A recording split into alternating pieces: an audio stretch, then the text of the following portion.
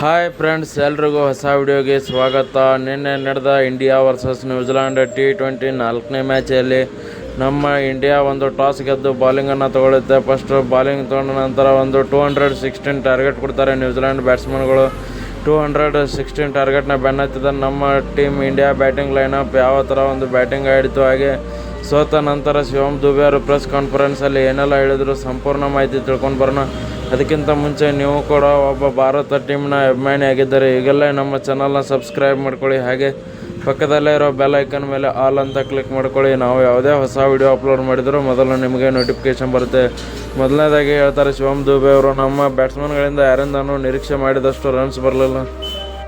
ಹಾಗೆಯೇ ಹಾರ್ದಿಕ್ ಪಾಂಡ್ಯ ಅವರಾಗಿರ್ಬೋದು, ಸೂರ್ಯಕುಮಾರ್ ಯಾದವ್ ಅವರಾಗಿರ್ಬೋದು, ಯಾರಿಂದಾನೂ ಕೂಡ ಒಂದು ಅಷ್ಟೊಂದು ರನ್ಸ್ ಬರಲಿಲ್ಲ. ಒಂದು ರಿಂಕು ಸಿಂಗ್ ಅವರು ಕೂಡ ಒಂದು ಜಾಸ್ತಿ ಬಾಲ್ ತಂದು 30 ಬಾಲ್ಗೆ 39 ರನ್ ಹೊಡೆದಿರ್ತಾರೆ. ಹೀಗಾಗಿ ಒಂದು ನಮ್ಮ ಟೀಮ್ ಇಂಡಿಯಾ ಮೇಲೆ ಪ್ರೆಷರ್ ಇರುತ್ತೆ ಅಂತಲೇ ಹೇಳ್ಬೋದು.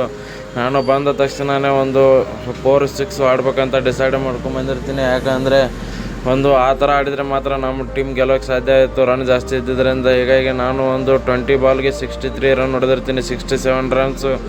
ಒಂದು ಹರ್ಷಿತ್ ರಾಣಾ ಅವರು ಸಿಂಗಲ್ ತೊಗೊಂಡು ಸ್ಟ್ರೈಕ್ ನನಗೆ ಕೊಡಬೇಕಾಗಿತ್ತು, ಬಟ್ ಹರ್ಷಿತ್ ರಾಣಾ ಅವರು ಕೂಡ 4-6 ಆಡೋಕ್ಕೆ ಹೋಗಿ ಒಂದು ಟ್ರೈ ಮಾಡಿ ನಾನು ನಾನ್ ಸ್ಟ್ರೈಕರ್ ಎಂಡಲ್ಲಿದ್ದೆ, ನನ್ನ ರನ್ಔಟ್ ಮಾಡಿದರು ಅಂತಲೇ ಹೇಳ್ಬೋದು. ಅದಕ್ಕೆ ನನಗೆ ತುಂಬ ಬೇಜಾರಾಯಿತು ಅಂತ ಕೂಡ ಹೇಳಿದ್ದಾರೆ.